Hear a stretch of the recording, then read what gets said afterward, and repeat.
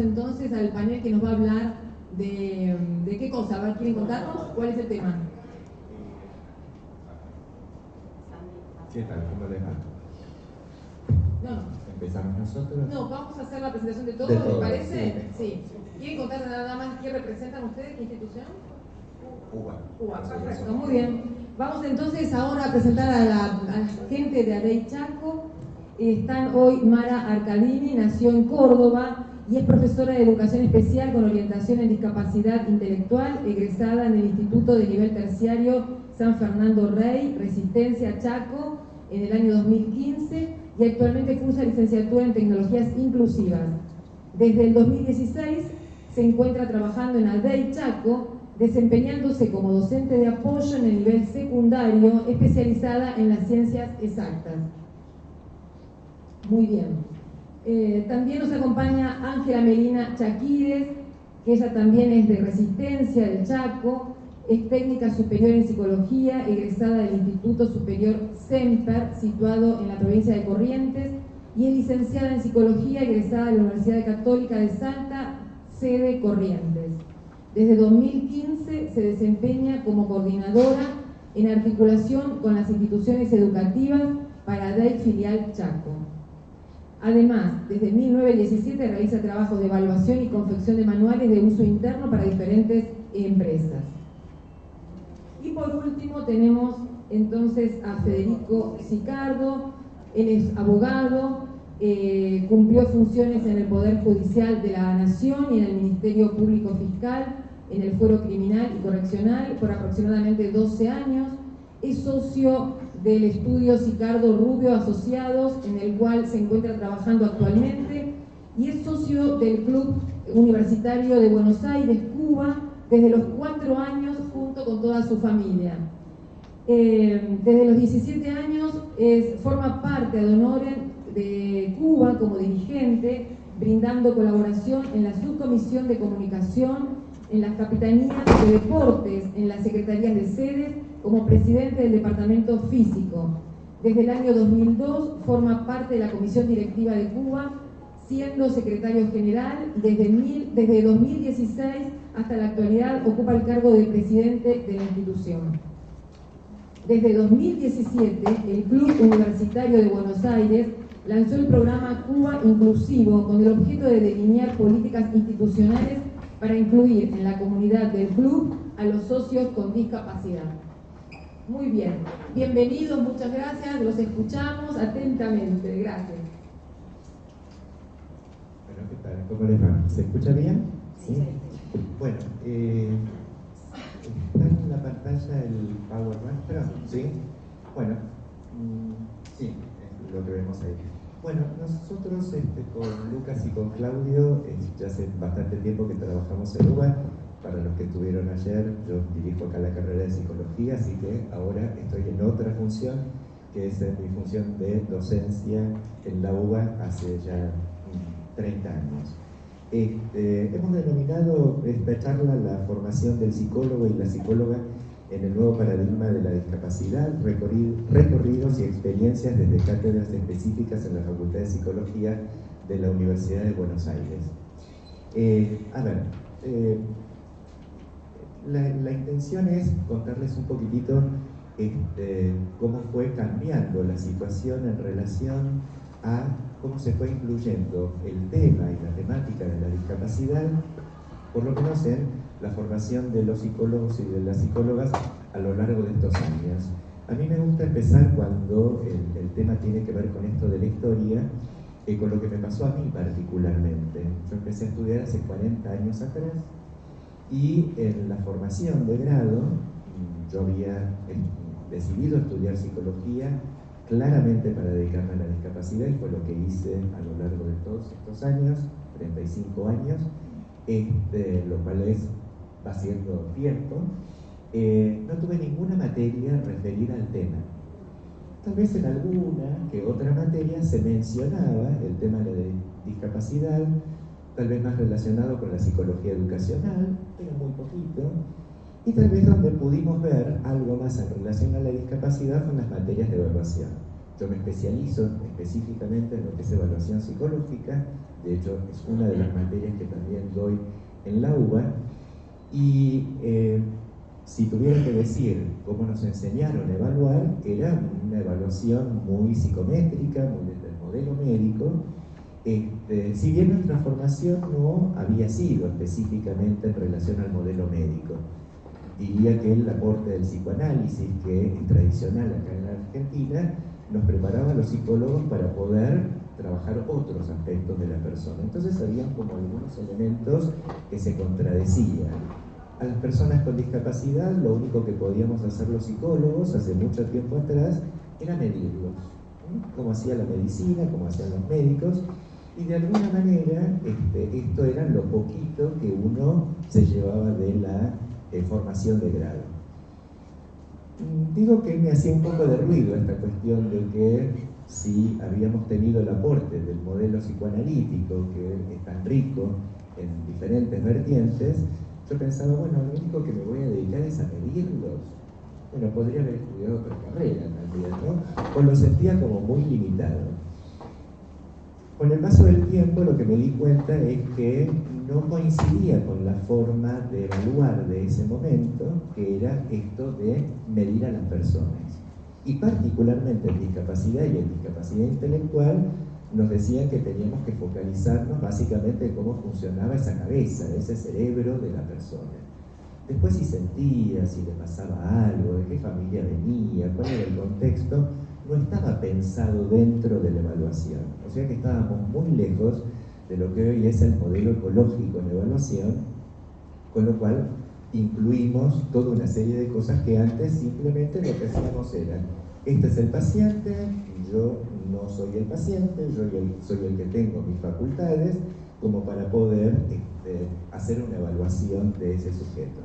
Bueno, mi trabajo en principio se dedicó a eso, a poder hacer cambios a nivel de la evaluación.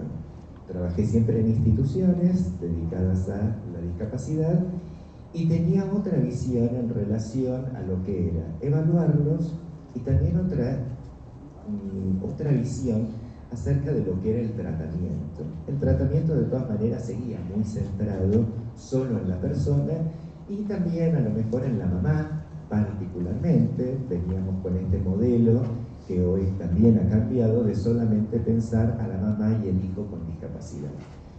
Con lo cual, digamos, si podemos poner la otra filmina, lo que estoy intentando hacer, y luego Lucas y Claudio van a continuar contando un poquitito más cómo ha cambiado totalmente, el giro ha sido realmente impresionante. Si hacemos un poquitito de historia, creo que todos sabemos que en el área de discapacidad el modelo médico, por lo menos en todo lo que son las profesiones referidas al ámbito de la salud, son las que han regido a lo largo de los años qué era lo que teníamos que hacer. Y finalmente yo diría, y siempre le digo a los alumnos, miren que el modelo médico, como el modelo de presintencia, no es algo que hayamos superado.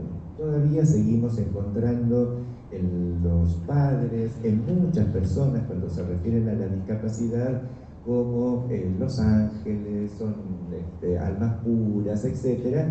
Y la verdad que esto ya hace tiempo que los que estamos en el área de salud lo hemos abandonado, pero que nunca adherimos a esta cuestión, porque el que trabaja con discapacidad sabe que no todos los pibes son angelitos, por suerte. Claro, por suerte, digamos, se ríen, lloran, patean, te escupen, te gritan, te dicen cosas, como cualquier persona, ¿no? Entonces ahí había algo que no tenía mucho que ver con lo que enuncia la gente.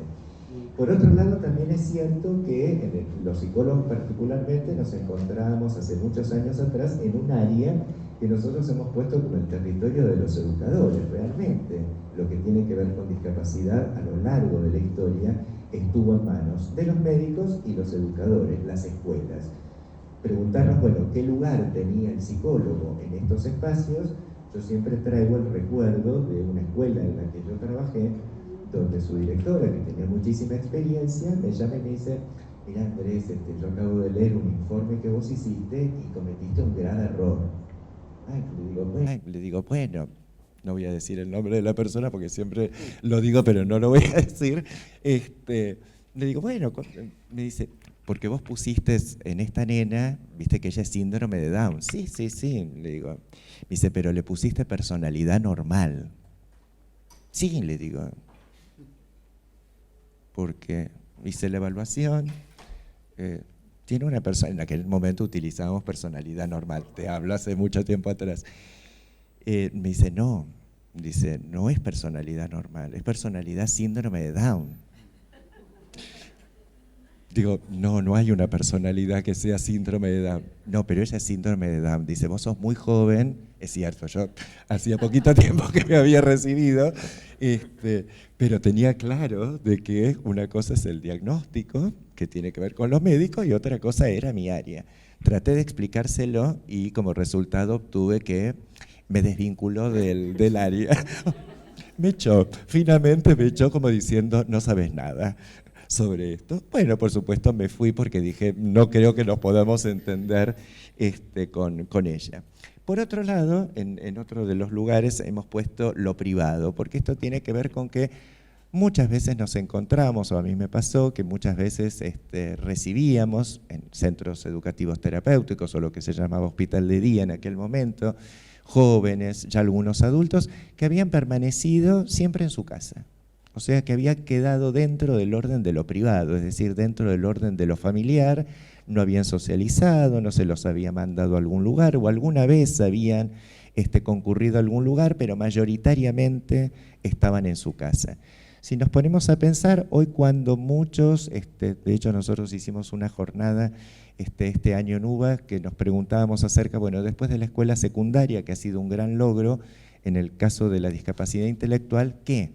Porque está tan difícil esto del acceso a lo laboral, del acceso a la parte terciaria, donde venimos trabajando mucho, pero se hace difícil y vieron que hay un bache ahí donde muchas veces quedan mucho tiempo en la casa los jóvenes.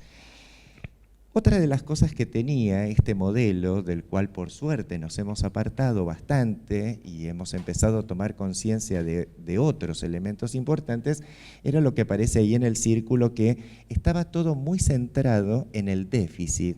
Había un déficit a rehabilitar. Veíamos una persona con discapacidad y lo que mirábamos era esto, la discapacidad. Fueron años y años de mirar los que no teníamos una discapacidad versus los que tenían algo diferente, los que tenían una discapacidad. Y cuando esto aparecía, si le faltaba un brazo, no era demasiado inteligente, gritaba, reptaba, etc., mirábamos y decíamos, bueno, no tiene determinadas capacidades, hay que empezar a enseñarle. Y se utilizaba esta palabra rehabilitar hasta cuando eran recién nacidos. A un recién nacido no se lo puede rehabilitar, en último de los casos hay que empezar a habilitar como cualquier otro niño. Así que bueno, por suerte en el año 92, como nosotros indicamos ahí en el Power, surge la materia electiva en la UBA en el año entre 92 y 93 de Psicología de la Discapacidad.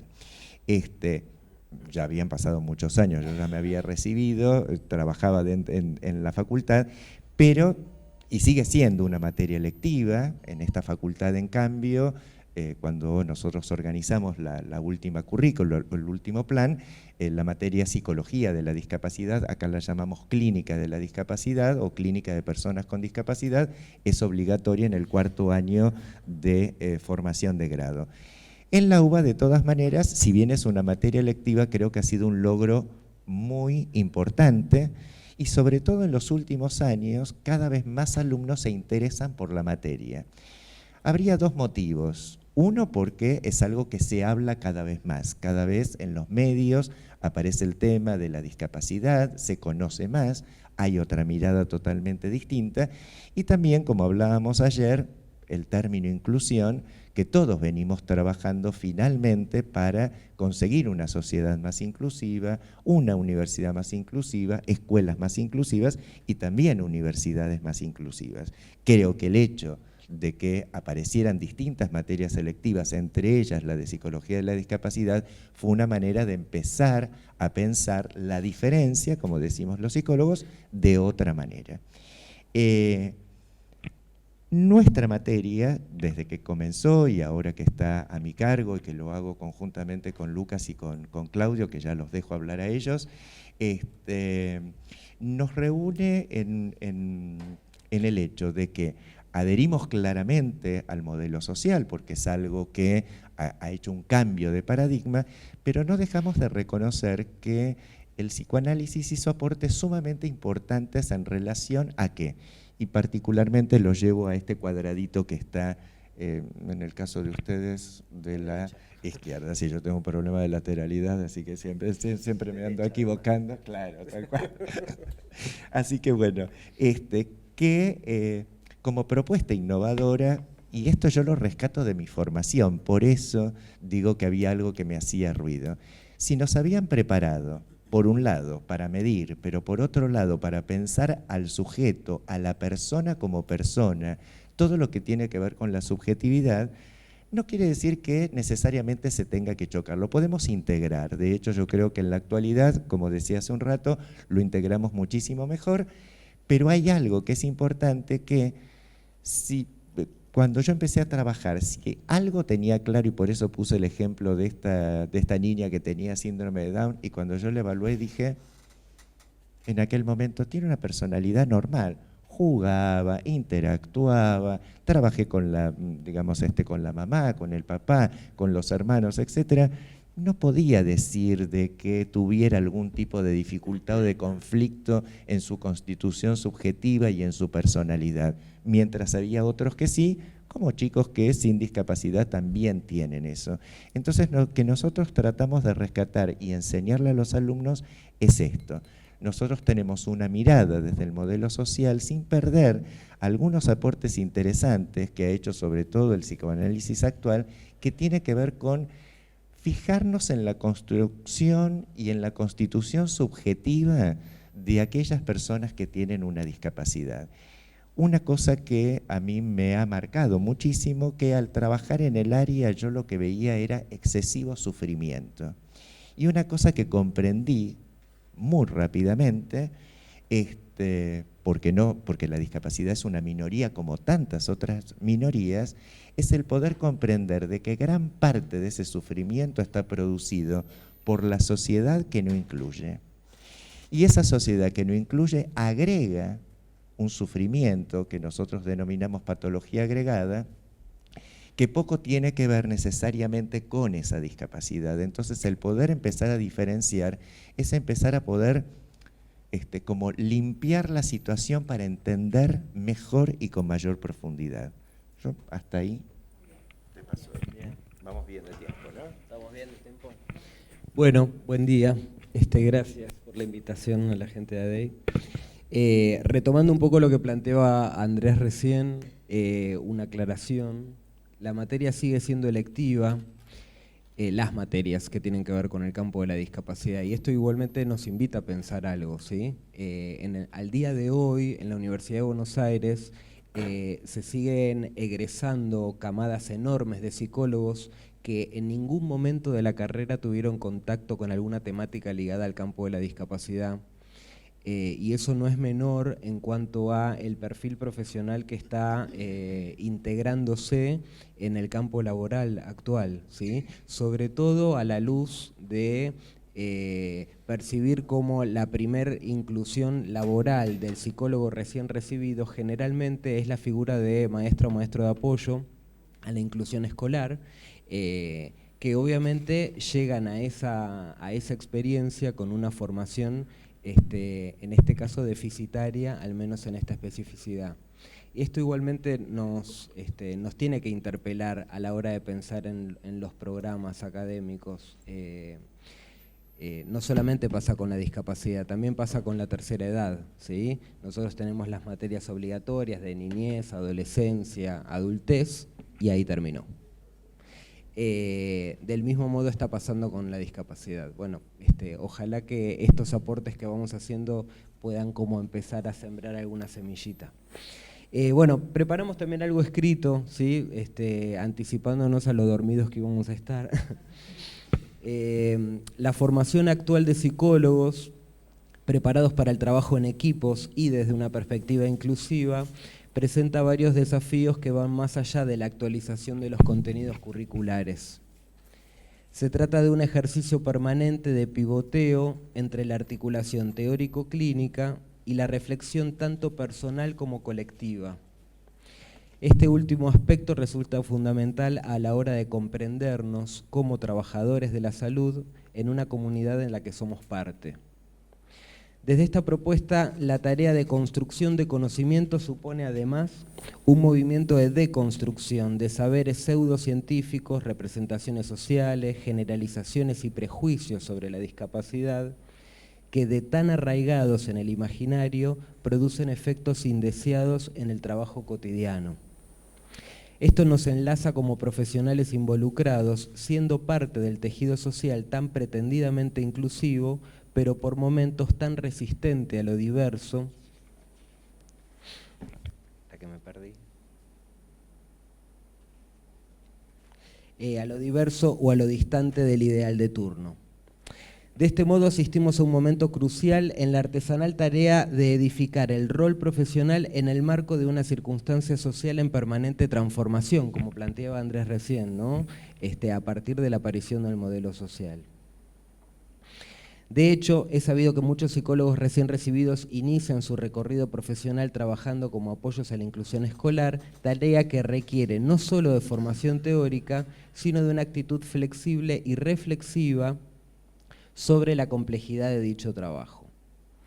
Tomamos el marco conceptual del psicoanálisis como una herramienta dinámica que posibilita articulaciones profundas y que, lejos de coagular sentidos unívocos, nos permitan pensar en el impacto singular, único e irrepetible que genera el surgimiento de la discapacidad como condición que acompañará no solo a la persona que porte un diagnóstico específico, sino a todo su contexto.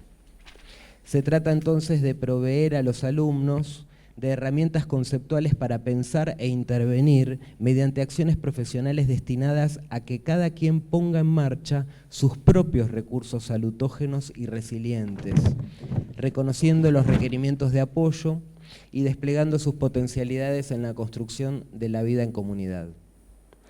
La propuesta pedagógica de estas cátedras, Psicología de la Discapacidad Cátedra 1 y la práctica profesional, intervenciones en la niñez y la adolescencia, ambas a cargas de Andrés Febrayo, recorre la interfaz que existe entre una postura que privilegia la subjetividad de cada persona con discapacidad y la lectura social en términos de minoría silenciada o, lo que es peor aún, hablada por otros permanentemente.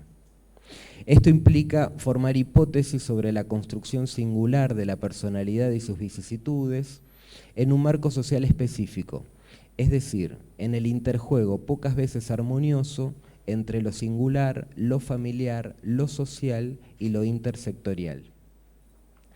Desde estos espacios nos proponemos la formación de profesionales que constituyan genuinos agentes multiplicadores de salud e inclusión, psicólogos y psicólogas con un perfil acorde a las demandas sociales del momento, profesionales que alcancen y sostengan un respetuoso diálogo interdisciplinar, tarea dificilísima si las hay, y más en este terreno en el que muchas veces cuando nos topamos con profesionales de otras disciplinas, relatan sus experiencias de encuentro con psicólogos casi como un diálogo imposible, en donde se habla en términos que no se entienden, en donde se plantean una suerte de jerarquía de poder y demás, casi como en la reedición de lo que en algún momento que tanto criticamos, ¿no? El modelo médico hegemónico pasa a ser el modelo psicológico hegemónico. Profesionales que alcancen y sostengan un respetuoso diálogo interdisciplinar con una sólida formación teórica en el abordaje de todos los involucrados en las escenas que requieren construir inclusión. Y por último, un comentario ligado a las reflexiones que como equipo venimos transitando. Y es la consideración de ahondar en estudios sobre la inclusión en diversos espacios que trascienden los aspectos educativos únicamente. Sostenemos que una genuina inclusión social posibilitará la convivencia. Por eso nos abocamos a explorar las contingencias del adulto con discapacidad y, tal como nominamos nuestra última jornada sobre discapacidad e inclusión en la facultad y después de la escuela ¿Qué?, proponemos articular nuestra especificidad con la multiplicidad de espacios sociales, recreativos, políticos, laborales, por los que como sociedad necesitamos que la diversidad se haga presente. Ese es el punto, ¿no? Bueno. Bueno, buenos días. En primer lugar, por supuesto, agradecer a Dave, compartir una sensación personal. Para mí es un día de celebración. Estoy muy contento de estar acá.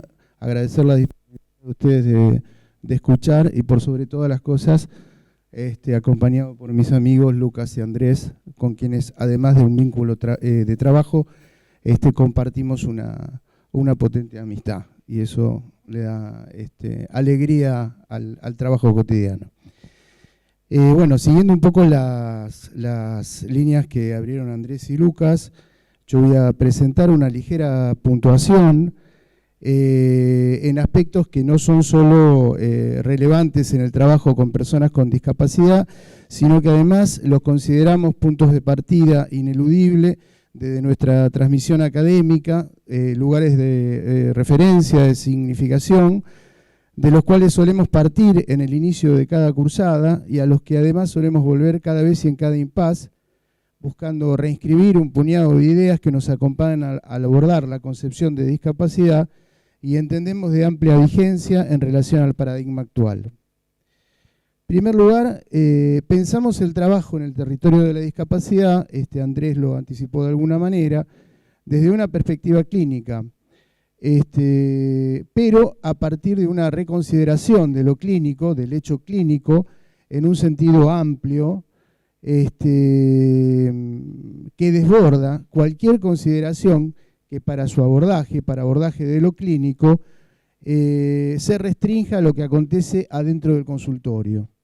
El abordaje clínico desafía la práctica en lo que tiene de interrogación, el desarrollo de la capacidad de formular y formularse preguntas, pero atendiendo a un destino abierto de las mismas frente a la emergencia de nuevas preguntas.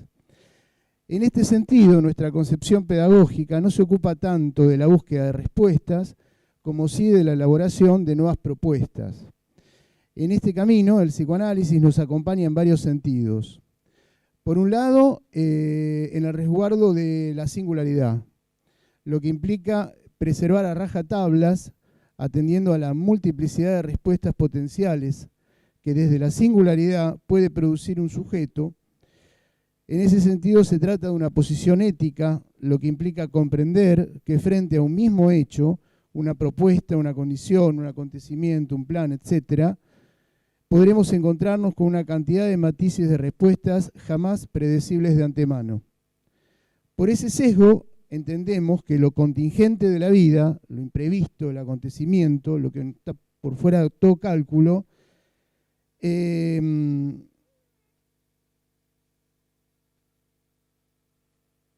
merece contar con un lugar genuino en nuestro estudio de situación, frente a lo cual nos desenmarcamos de toda interpretación determinante a favor de hacer una pausa que facilite la emergencia de un silencio facilitador a la emergencia de la subjetividad, respuesta del sujeto en la singularidad.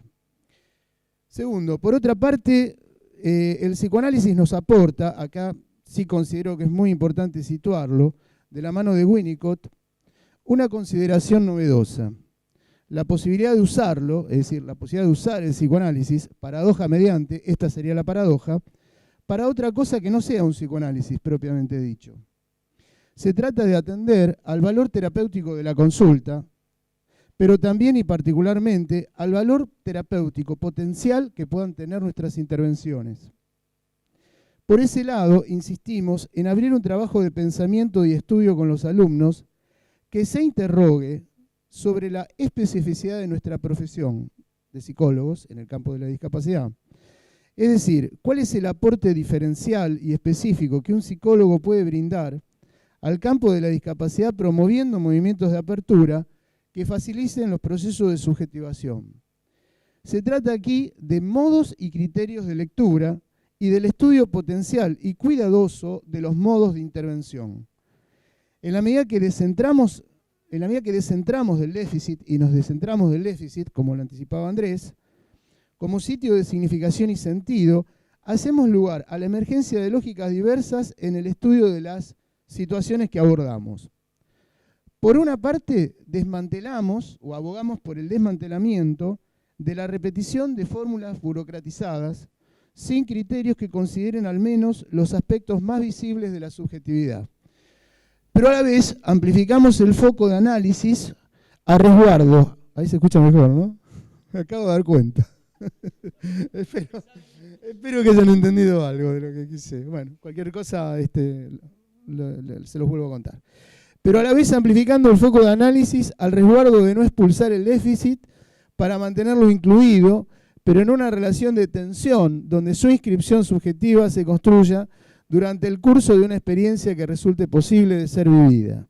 Es decir, no se trata de excluir el déficit, sino de ubicarlo, como diría Foucault, en un campo de dispersiones, digamos, donde seamos capaces de soportar la tensión diferencial, sin intención de resolverla.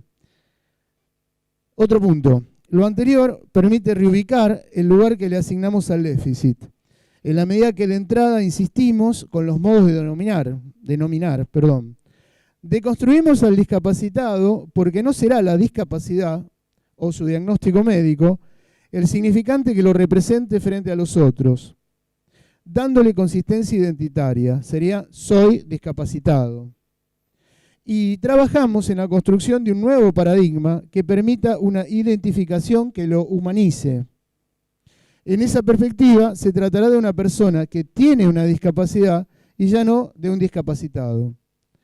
Se trata de cierto pasaje del ser al tener que produce efectos y consecuencias más o menos directas en las representaciones colectivas, muchas veces no tan inconscientes, que subyacen latentes a intervenciones y prácticas frecuentemente legitimadas institucionalmente.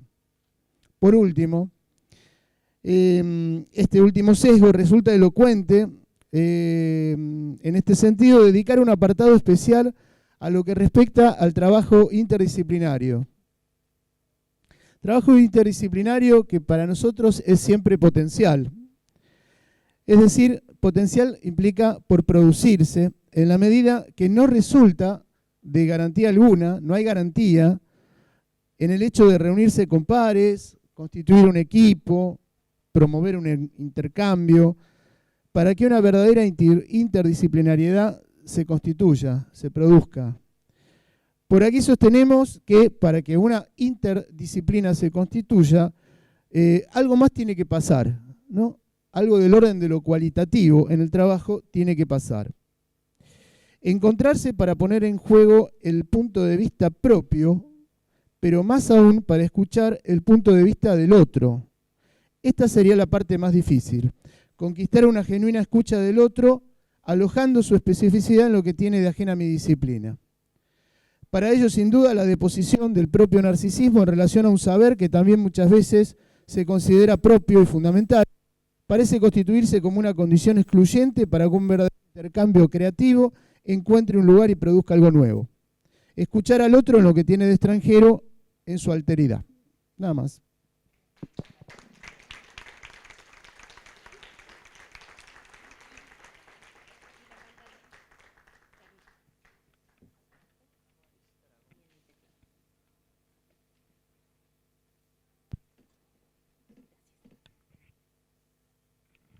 Hola. Hola. ¿Se escucha? Ah, pues.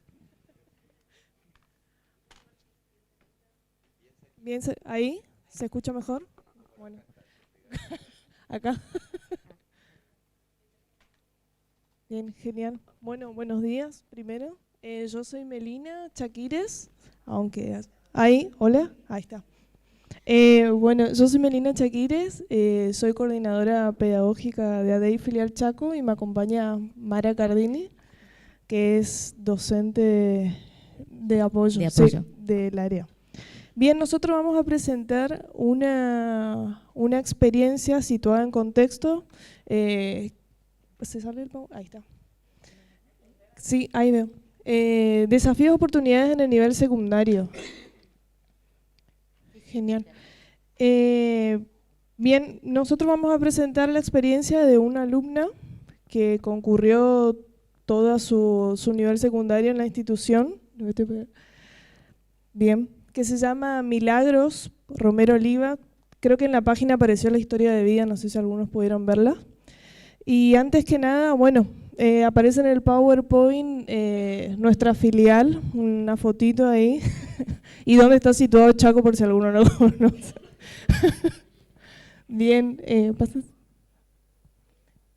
Bien, acá se puede ver la modalidad de los apoyos pedagógicos. La filial Chaco ADEI comenzó a trabajar en el 2003 a cargo de las magíster, bueno, María Rosa Chaquires y Alejandra Cardini. Y el trabajo específico es brindar apoyos pedagógicos a todos los alumnos que requieren, con discapacidades o que requieran, que tengan dificultades en el aprendizaje. También en la institución se brindan prestaciones de apoyo como psicología y psicopedagogía. En nuestro caso, la alumna tuvo esas prestaciones también y que fueron muy importantes y vitales en todo el transcurso de su experiencia, de su trayectoria escolar. Bien, ¿vos tenés que seguir? Tenés micrófono, genial. Sí. Bueno, digamos, la modalidad de los apoyos es en contraturno, ¿sí? Y en sede en nuestra institución. Nuestro objetivo a través de estos talleres, bueno, y la modalidad es de aula-taller. Es un grupo de alumnos de diferentes edades y que van a diferentes años. Lo que nosotros intentamos con estos talleres es que desarrollen y acrecienten estrategias cognitivas y generar habilidades sociales para que puedan participar tanto en la escuela como en la comunidad. Esos son nuestros objetivos con el taller. Bien, acá se la puede ver a Mili para que la conozcan. Ahí, bueno, Milagros, datos importantes a tener en cuenta. Ella transcurrió su nivel secundario en la misma institución en la que hizo el nivel primario. Ella durante el primario no tuvo una institución que la acompañara, solamente empezó en primer año en ADEI, así que bueno, fue organizar todo desde cero un poquito. También hay que tener en cuenta que la alumna recibió, recibió desde los 7 días de nacimiento estimulación temprana. Fue sumamente importante eso para ella. Y también es importante aclarar que a medida que ella iba creciendo, digamos, iba haciendo, sale de 3 años, sale de 4, sale de 5, digamos, su edad cronológica iba coincidiendo con el nivel educativo, ¿sí? Eso es importante aclarar, que no es que tenía 8 años y recién empezaba primer grado, iba cronológicamente, digamos, igual al resto.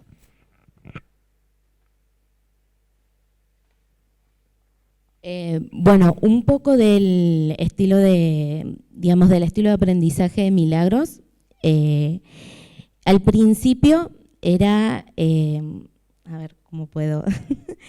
Era una alumna que tenía, digamos, realizaba las actividades en la escuela de acuerdo a sus intereses y gustos. Y si no quería hacer, digamos, se negaba rotundamente, o si no, se distraía muy fácilmente, ¿sí?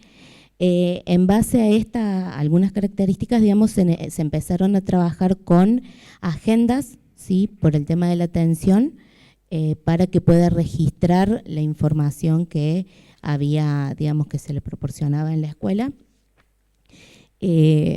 Bueno, después otra es, ella tenía mucha habilidad con las tecnologías, con los dispositivos tecnológicos, con los celulares, la computadora. Era impresionante cómo en ese aspecto ella podía mantener una atención constante. Y bueno, ese es uno de los aspectos que se utilizó para poder, digamos, permitirle el acceso a los contenidos, digamos, entrar por esa vía de la tecnología para que ella pudiera prestar más atención a los contenidos. Bueno, eso fue el principio. Después, con un trabajo continuo entre escuela, familia y ADEI, fue empezando a adquirir las responsabilidades y a darse cuenta de que tenía responsabilidades. Bueno, y eso generó, digamos, que pudiera empezar y terminar las actividades en la escuela, crear curiosidad por conocer más en ciertos aspectos. Ella tenía también una comprensión de texto, digamos, comprensión en textos de mediana y baja complejidad, ¿sí? Y eso es un aspecto en el cual nosotros tuvimos que centrarnos en las configuraciones, que era textos, a medida que iba aumentando el nivel del año, los textos se van complejizando, ¿sí? Nosotros teníamos que descomplejizar y usar por ahí palabras más sencillas de la vida cotidiana, digamos, como para que ella no perdiera el interés en esas actividades. Bien, en cuanto a sus habilidades sociales y autonomía, en este caso yo la conocí a la alumna en cuarto y quinto año recién. Básicamente puedo decir, y por experiencia de otros coordinadores, que si hay una competencia que la tenía muy bien desarrollada, justamente era la social. Nosotros hacíamos mucho hincapié en eso. También a lo que no mencioné, la alumna asistió a la institución educativa sin acompañamiento, sin apoyo de un docente. Solamente era yo como coordinadora pedagógica quien asistía a las instituciones y hablaba con los profesores y directivos. Y hacíamos la conexión con los docentes, digamos. Yo, por ejemplo, como maestra de apoyo, solamente estoy en sede. No voy a la escuela, ella es la que se encarga de ir y recolectar información y brindar estrategias, digamos, comunicar las estrategias a los docentes. No había ningún docente con ella, digamos, ningún docente de apoyo con ella en la escuela. Ella iba sola, toda la carga horaria. Ella, digamos, era la conexión entre la escuela y nosotros sede, ¿sí? Esa es nuestra metodología. Bien, eso también para nosotros fue sumamente importante para el desarrollo de la autonomía y responsabilidad de ella. Obviamente fue un trabajo paulatino, la alumna en el nivel secundario transita una etapa evolutiva sumamente importante, no solamente para un chico que tiene dificultades, sino para cualquier alumno, por lo que se la estuvo acompañando. En este caso, como dije anteriormente, ella tuvo una prestación de psicología que ayudó un montón para hacer este proceso. Y también creemos que al no tener un docente, ella pudo entablar lazos sociales con sus pares que fueron muy importantes y también con los docentes. En algunos momentos eran vínculos más informales.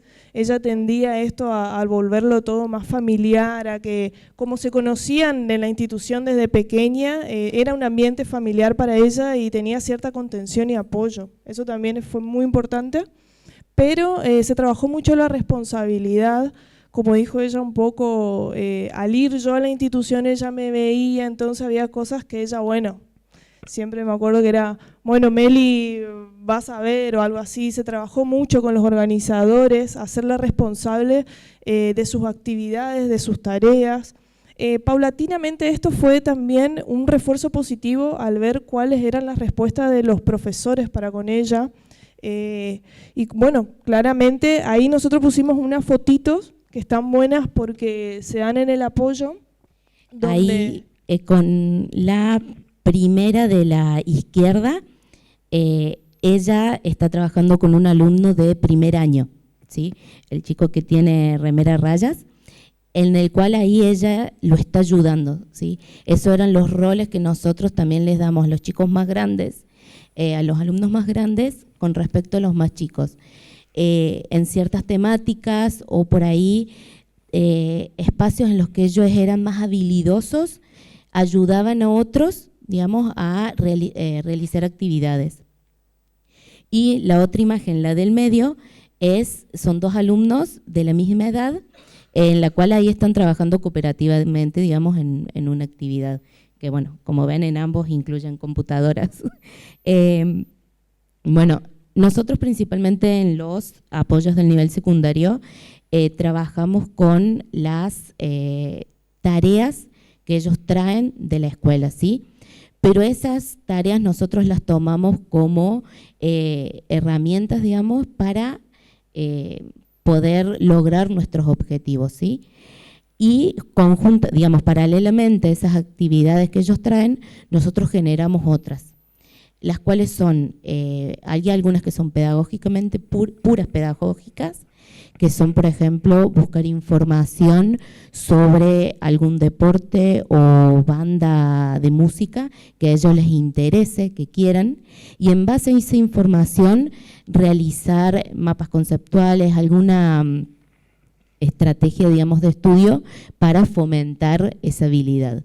Y hay otras que son una combinación entre lo pedagógico y habilidades sociales, que son salidas, hemos hecho murales, debates, ¿sí? En la cual se combina lo pedagógico y la interacción con los otros.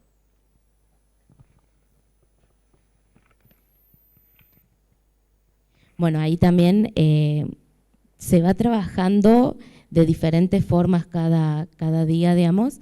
En ese momento estamos todos juntos, alrededor de una mesa, y ahí vamos trabajando. Ahí está Milagros. Bien, barreras. Antes que nada, porque quedó ahí dando vuelta, les quería decir que en el cuidado personal y todo eso, Mili era totalmente independiente. Esto fue muy acompañado por la familia, también tomando un poco esto del rol que cumple la familia. Fue sumamente importante y acompañaron todo el proceso. Eso lo quería destacar. En cuanto a las barreras, bien, nosotros pusimos las barreras sobre todo desde la primaria a la secundaria, de cómo fue el pasaje de ella. Sabemos que es una modalidad totalmente distinta y para cualquier chico que pase de primaria a secundaria cuesta bastante adecuarse. Bien, la primera pusimos insuficientes acciones de articulación entre interniveles. Eso lo pusimos en la escuela. Yo comenté anteriormente que como no acompañaba en ninguna institución, todo se iba dando como Mili aparecía y bueno, lo iban viendo entre los docentes. No había ningún tipo de informe ni nada, por lo que se tuvo que recabar información, observar a la alumna, bueno, conocerla, y nosotros fuimos elaborando posteriormente cómo iba a ser nuestro proyecto de trabajo con ella. Obviamente que siempre en articulación con la institución, eso sí. Incremento de espacios curriculares y profesores, bueno, esto es propio del nivel secundario.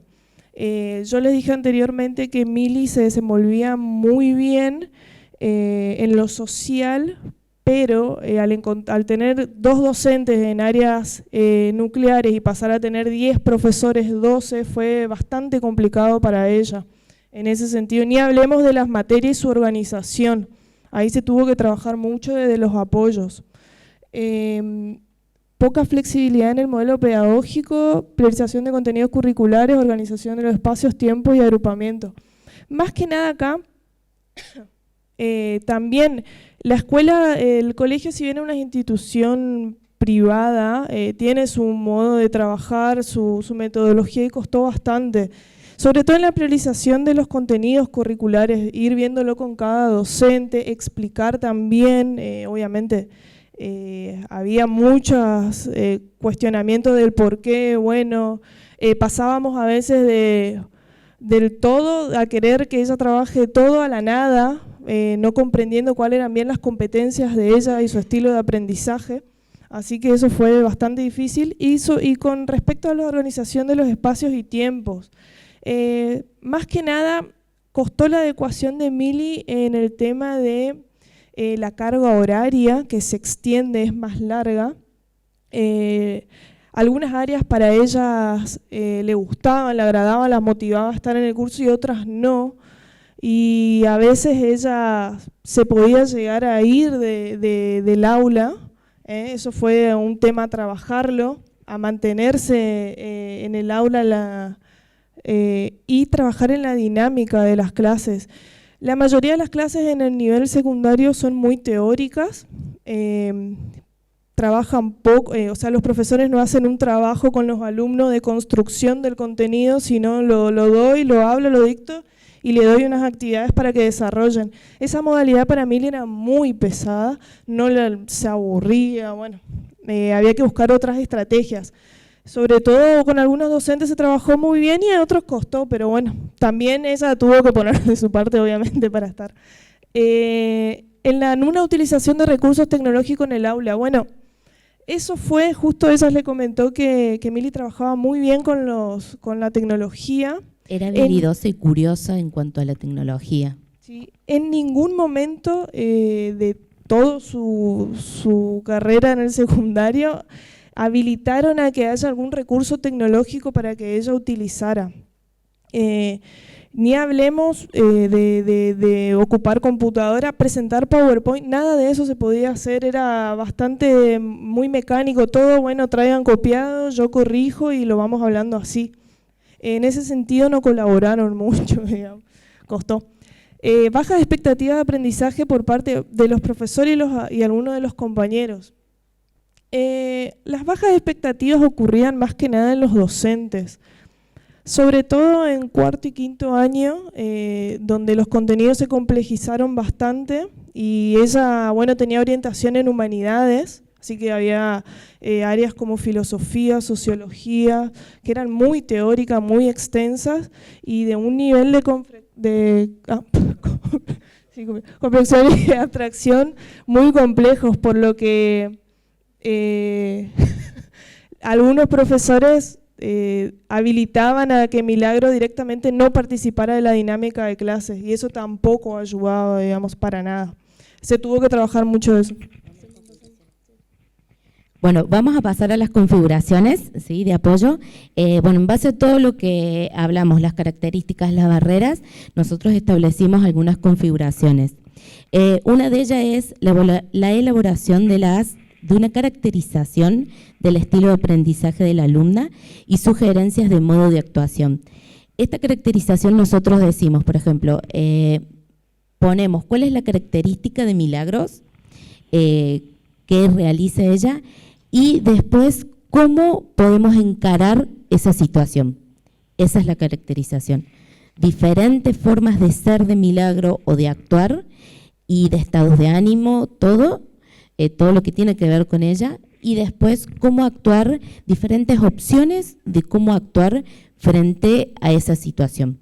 Esa es la caracterización.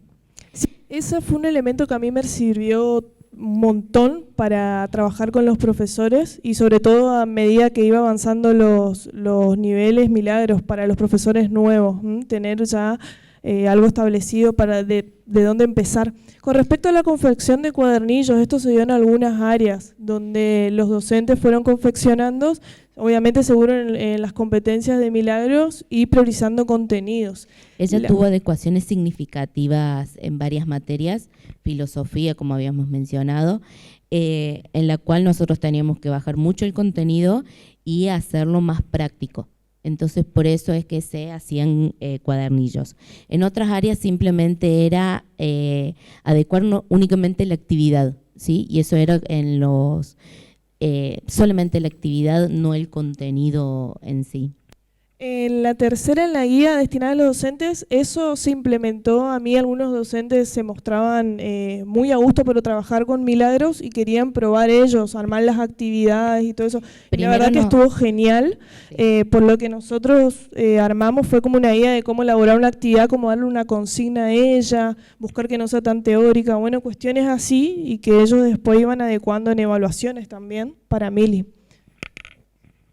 Intervención del equipo técnico en la institución. El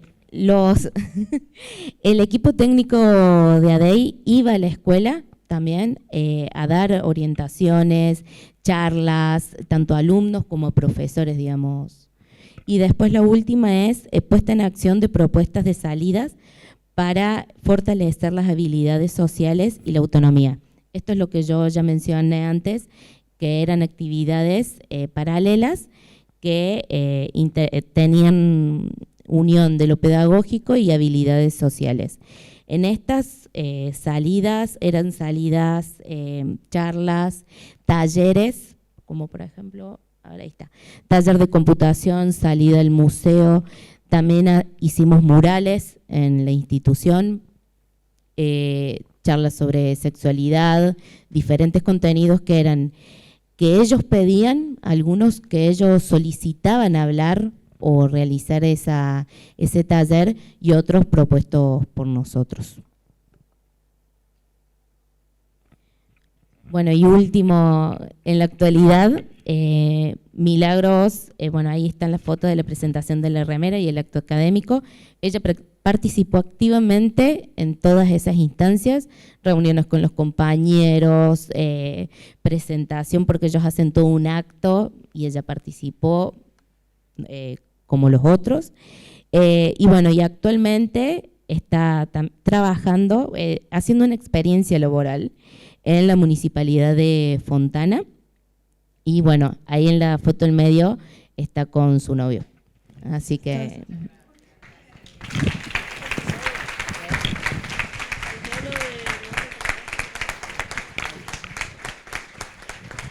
Buenos días. ¿Cuánto tengo? Perfecto. ¿Podés ir preparando? Gracias. Bueno, buenos días a todos. Yo soy Federico Sicardo, soy presidente del Club Universitario de Buenos Aires. En realidad, yo lo que puedo transmitir acá es el testimonio y el impacto que generan ustedes como profesionales en el trabajo con las personas con discapacidad en una institución deportiva, cultural y social como es el club. Así que la verdad que para nosotros es un camino, no solo como institución, sino personalmente es un camino de mucho aprendizaje, y estas jornadas y otras en las que hemos participado están en ese camino en donde estamos aprendiendo a generar una comunidad doméstica, como es un club, una comunidad mucho más inclusiva. Como dice el dicho, una imagen vale más que 1000 palabras. Yo quisiera pasarles un video que dura 5 minutitos, que seguramente va a expresar mucho mejor de lo que yo por ahí les puedo contar con palabras. Si está el video, lo vemos y después yo les comento algunas cosas.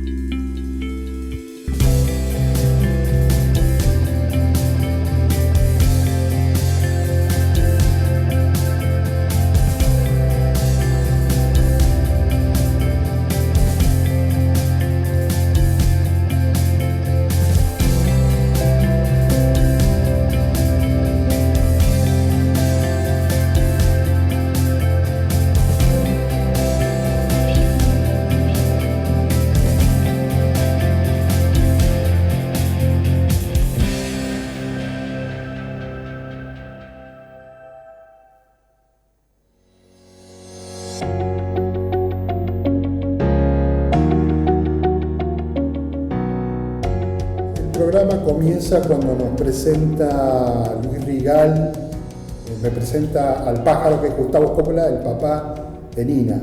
Empezamos a movilizarnos con el club para tratar de que puedan los chicos hacer deporte y tener alguna persona que los acompañe.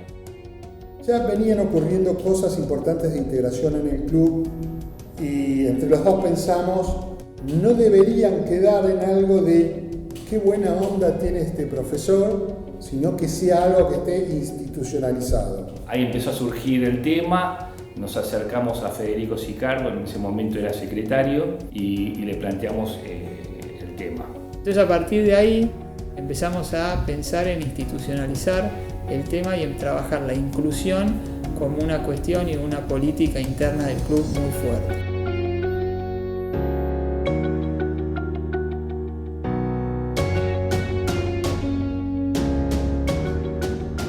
Sí vimos como necesidad es tener el asesoramiento externo de profesionales, por eso surgió la necesidad de hacer una alianza con ADEI. Cuando Cuba se acerca a ADEI, lo que nosotros hacemos es diseñar un proyecto ajustado a las necesidades que Cuba presentaba. tenían que ver principalmente con la detección de barreras, la intervención sobre esas barreras, algunas barreras arquitectónicas, algunas barreras actitudinales.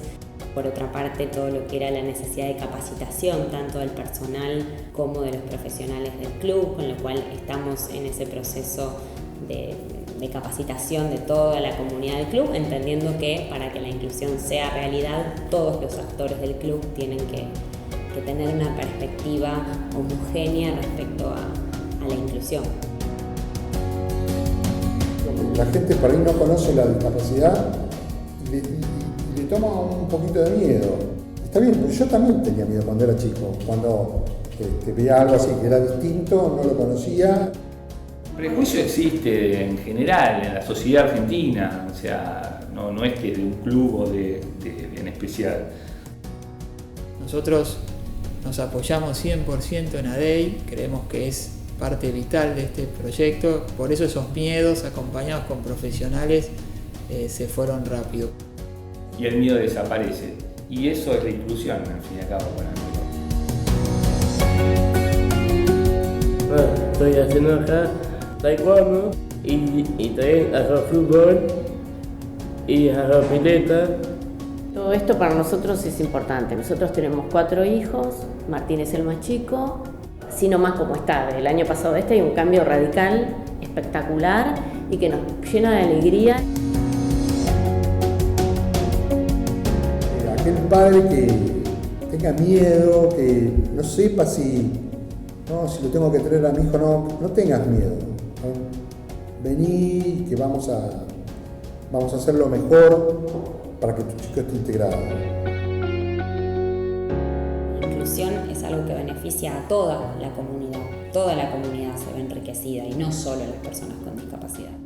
El sueño es que en todas las actividades del club haya puertas abiertas para los chicos o grandes con discapacidad. Estoy contento, feliz y estoy en energía.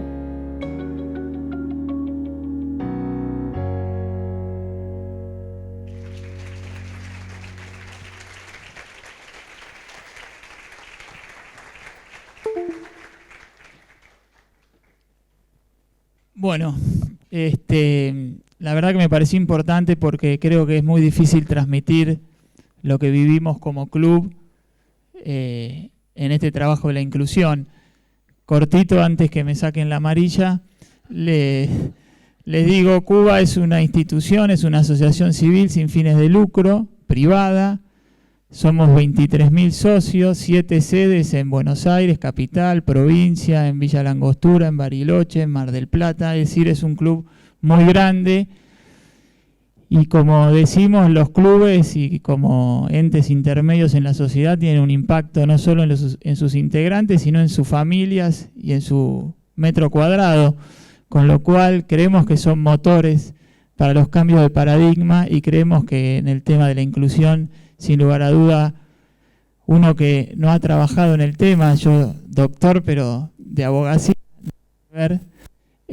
sin lugar a duda, y me tomé mucho lo que dijiste vos, es la sociedad la que tiene que hacer el cambio y no las personas.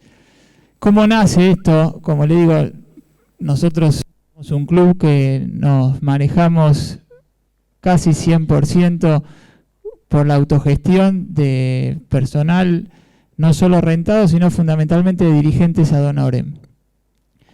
Bueno, y en la vida del club, ¿qué fue pasando? Nos pasó algo que era muy loco, es decir, había acciones muy concretas de inclusión muy fuertes.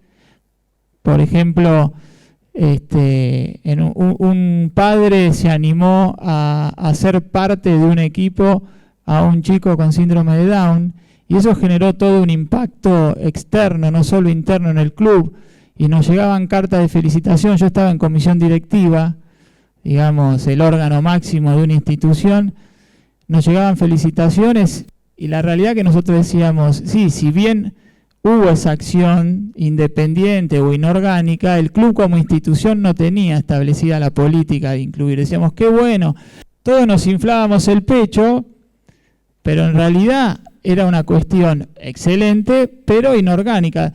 Después en taekwondo también un profesor que se había capacitado para trabajar con personas con discapacidad, empezó a recibir chicos con discapacidad en taekwondo. Qué bien, qué bien, qué bien, pero por el otro lado nos llegaban notas diciendo cómo puede ser que a mi hijo, por tener síndrome de Down, no lo convocan o no lo tratan o lo han excluido de tal actividad. O sea, todo lo bueno por un lado y todo lo malo por el otro en una misma comunidad, como digo yo, doméstica. Y ahí empezamos a decir, esto no puede pasar. Y hay un grupo de padres que la verdad son el motor de todo esto. A mí, y no es falsa humildad, me da un poco de pudor, pero bueno, como presidente me toca un poco a veces comentar la experiencia, pero los verdaderos motores de esto son los padres. Se acercaron, como dice el video, y dijeron, che, Fede, algo tenemos que hacer con esto. Espectacular, empecemos a trabajar. Y ahí aparecieron, como dijeron las chicas, las barreras, ¿no? Todo este entusiasmo, veíamos un montón de actividades. Nosotros tenemos una colonia de vacaciones de la que participan más o menos 1000 chicos, y entre esos 1000 chicos había chicos con discapacidad integrados, pero dependían, como también decía uno de los padres del video, de la buena voluntad del profesor.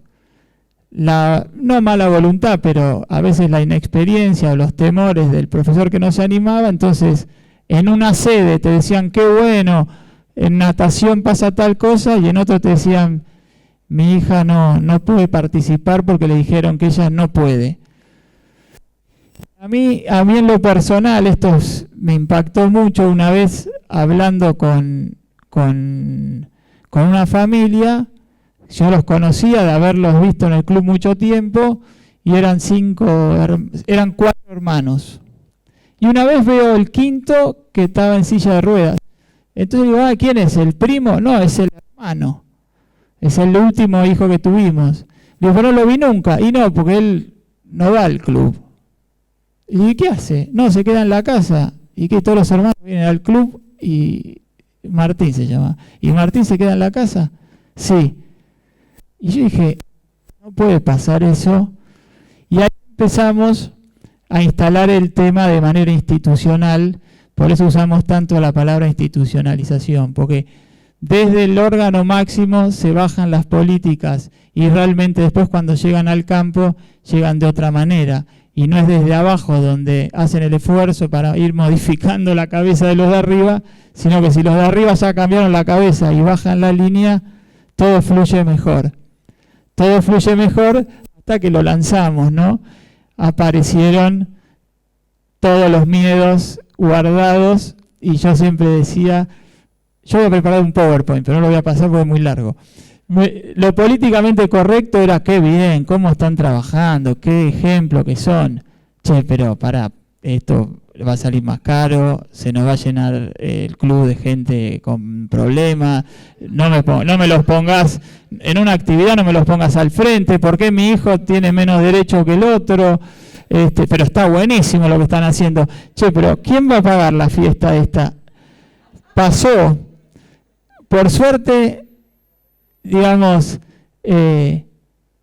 sabíamos, no, eso es medio, ahora sabemos, con el diario del lunes, dijimos, bueno, creo que eso estuvo bueno porque te desafía a decir, vos me decís que no, entonces ahora lo voy a hacer, ¿viste? No quieren, lo vamos a hacer. Y la realidad es que si bien, bueno, después es un club con mucho abogado, si bien no tenemos relación directa con la UBA, es un club de universitarios. La mayoría de los suyos son o profesionales o estudiantes de la universidad.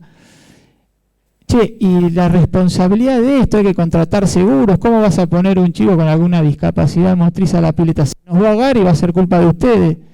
Toda esa energía negativa la convertimos en positiva de una manera. Nos juntamos una vez, todo este grupo, éramos un gran cúmulo de buena voluntad, de un montón de empuje, y cuando empezamos a bajar al campo dijimos, solos no podemos, y ahí sí surgió, porque uno de los padres conocía de la actividad de ADEI, y surgió la alianza, como decimos nosotros, con ADEI, Y es una frase que yo uso mucho y ahí todos los miedos, los prejuicios, los cuestionamientos se empezaron a ordenar. Pues yo decía, para decirle que sí, vamos a ser todos buenísimos. Pero cuando haya alguna oportunidad donde le vamos a decir, no, mirá, esto no, por esto, por esto, por esto, obviamente que ahí ustedes estudiaron y trabajaron para eso y son fundamentales en que esto funcione. Y ahí nace, hace ya 2 años, casi 3, no, principio del 2017, nace ahí el trabajo en conjunto con ADEI, y ahí los objetivos, el objetivo común era claro, hacer de Cuba una comunidad más inclusiva y más en el campo, que todos los chicos y los grandes puedan usar el club en igualdad de condiciones que lo usan los chicos que no tienen discapacidad. Y cuando digo chicos, nos encontramos con una sorpresa, porque nosotros entre los objetivos que pusimos con ADEI fue diagnosticar, empezamos a hacer encuestas de socios, encuestas de profesores, empezamos a ver un poco qué había. El otro objetivo fue promover accesibilidad en todo sentido, es decir, no solo edilicia, sino, ustedes saben más que yo de lo que son las barreras, no solo la accesibilidad vista desde el punto de vista edilicio, construir una cultura institucional inclusiva y optimizar recursos. Como decía, nos encontramos con una sorpresa porque nosotros el motivador era los chicos con discapacidad. Cuando hicimos el diagnóstico nos aparecieron los mayores con discapacidad. Entonces ahí dijimos, esto es mucho más grande de lo... Uy, 2 minutos, ya me voy. Bueno, cortito. Bueno, aparecieron los grandes con discapacidad que también tienen que ser incluidos. Y eso fue todo también un desafío. 2, y ya termino, cronometrame y vas a ver que termino. 2, todo esto que por ahí es muy conceptual y abstracto, 1 año antes de salir a la cancha, es decir, porque queríamos hacer pasos firmes y a largo plazo, no hacer algo efectista y que digan qué lindo, y después, no, queríamos hacer algo firme y eso es lo que creo que es lo que entusiasma el proyecto. Hicimos algunas acciones estructurales como campañas de comunicación para instalar el tema entre la comunidad del club. Creamos un logo para identificar el programa, todo lo que sea inclusivo en el club lleva ese programa. Esperemos que alguna vez, como dije, tengan todos el logo. Armamos un protocolo interno para detectar casos, porque son 5, son 10, son 20. Bueno, son un montón más de lo que pensábamos. Martín se quedaba en la casa. Designamos institucionalmente la subcomisión de inclusión, eso en una institución como el club es importante, que esté institucionalizado, que tenga un rol. Y sobre todo, empezamos ya en el trabajo de campo, en las colonias, en las actividades de taekwondo, rugby, gimnasia artística, palestra, tenis, olimpiadas, que es una actividad recreativa, natación y colonias. Hacemos trabajo de seguimiento, detectamos a alguno de los chicos que necesite asistencia y con los de ADEI los trabajamos y los vamos asistiendo al profesor, a la familia y al chico sobre todo. Capacitamos empleados, hicimos cursos de capacitación a los empleados espectaculares para hacer otra charla, el impacto que tiene el trabajo de esto, donde los empleados se sienten parte de eso. Cortito, no me mates, pero a mí me movilizó mucho. Fuimos en una de las sedes, 7 sedes, o sea que es todo multiplicado por 7. Charla con los empleados y empieza uno a preguntar, bueno, pero ¿cómo hacemos cuando una persona que viene con silla de ruedas? Todos ya los van conociendo los chicos, porque salieron a la luz, son uno más del club. Y entonces el portero le dice a la chica, pero es re fácil, mira, a Pepi, que es a la Pipi, así se llama, vos la tenés que ayudar, porque si se enoja, vos la tenés que dejar sola y si ella te pide ayuda, la ayudás. Eso es lo que genera e impacta cuando creo que se trabaja la inclusión de manera organizada. Y cortito, un montón más de cosas, pero ¿qué es lo que los impactos que para mí tiene esto positivo, más allá del impacto concreto a la persona y a la familia? Ya institucionalizado el tema con respaldo institucional del club y con respaldo, digamos, de un grupo de trabajo y el acompañamiento, como digo siempre, de los profesionales, que son los que nos sacan todos los miedos, sépanlo, tienen esa carga ustedes que son profesionales.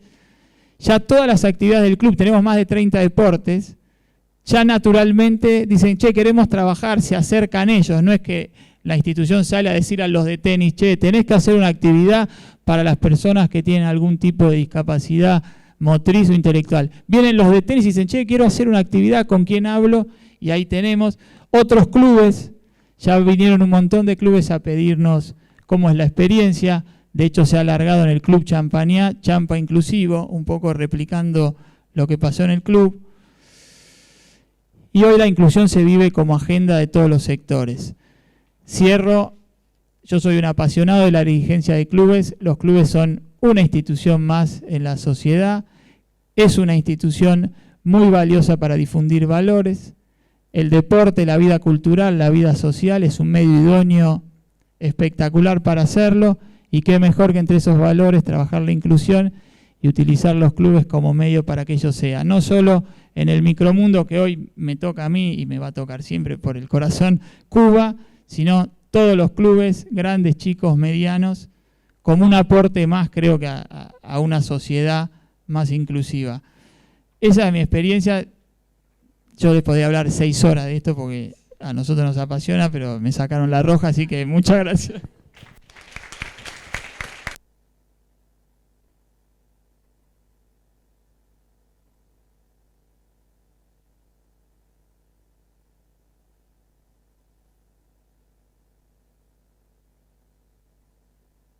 Un placer escucharlos, ver que la diversidad está en todos lados, también en las propias instituciones, entre instituciones. Esta fue una mesa de diversidad institucional. La inclusión obviamente va más allá de la escuela, quedó clarísimo. Hay que empezar por otros lados también, como la universidad, como el club, la calle y la escuela, digamos, ¿no? Así que bueno, vamos a homenajearlos rápidamente con un regalito que tenemos por acá para cada uno de ustedes. Gracias por estar, por hacernos pensar. Yo me quedo con muchas preguntas acerca de la subjetividad, por ejemplo, acerca de la atención también, acerca, digamos, de cuántas veces uno piensa que está incluyendo y no lo está haciendo. Así que bueno, gracias por pensar y por ayudarnos a pensar.